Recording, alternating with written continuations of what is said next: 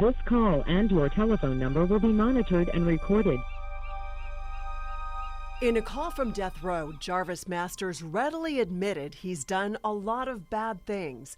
A long rap sheet for armed robberies by the time he was 19 years old. They finally caught me. They looked at my record and looked at my past and said, this is it. Masters is now 60 years old. He spent more than half his life on death row for a crime he says he did not commit. He was convicted in 1990 of making the weapon used to murder Corrections Officer Sergeant Hal Birchfield. Just to be very clear, did you have anything to do with the murder? I had nothing to do with the murder.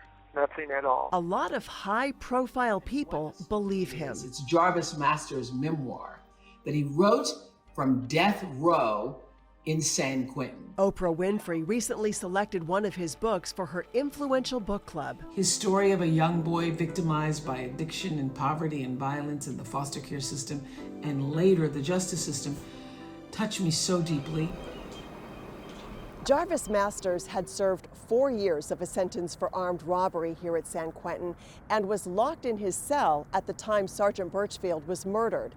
The inmates who ordered and carried out the murder were sentenced to life in prison, while Masters was moved to death row. We know that whenever there's a killing like this, where a prison guard was killed, emotions run high. After Masters exhausted state appeals, attorneys with the Washington, D.C. based law firm Kirkland & Ellis volunteered to take this to federal court. His attorneys argue there were major problems with the conviction. This case was based in part on fellow inmates here at San Quentin testifying against Jarvis in exchange for leniency in their own cases. They later recanted and said that testimony was false. And there was another inmate here at San Quentin who later confessed to making the murder weapon, the exact crime Jarvis was convicted of. The Supreme Court of the United States has said that when life and death is on the line like this, state courts that are reviewing a conviction have to take this exonerating evidence into account, and it wasn't done here. Well, Jarvis has been in prison, including 2 decades in solitary confinement.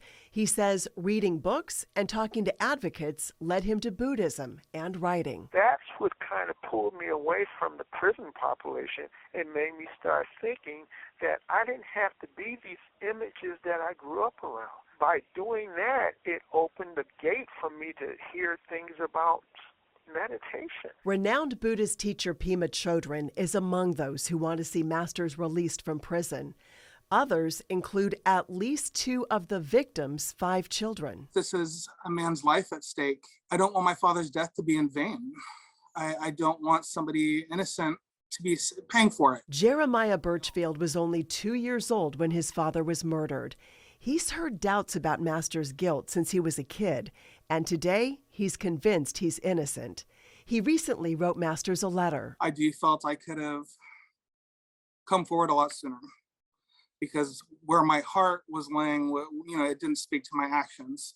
And so I just apologized for that, and I told him I was really proud of him for doing what he's done in his life with such limited resources.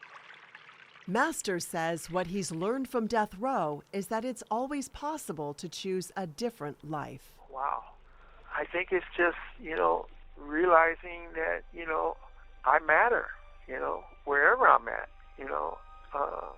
that I should count myself in.